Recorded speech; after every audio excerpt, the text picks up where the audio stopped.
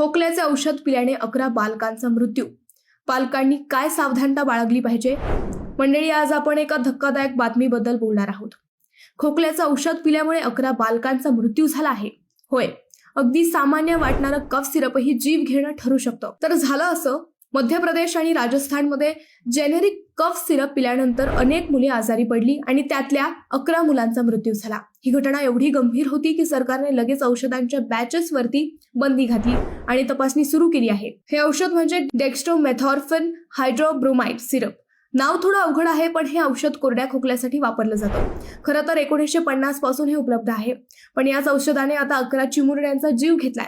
त्यामुळे आता पालकांनी देखील काही गोष्टी लक्षात घेणे गरजेचे आहे. जर मुलाला किंवा रुग्णाला यापूर्वी लिव्हर, किडनी किंवा इतर गंभीर आजार असतील तर ते औषध देण्यापूर्वी वैद्यकीय सल्ला घेणे अत्यावश्यक आहे. पालकांनी बाजारात सहज मिळणारे सिरप मुलांना देण्यापूर्वी त्याची सुरक्षितता आणि डॉक्टरांचा सल्ला जरूर घ्यावा.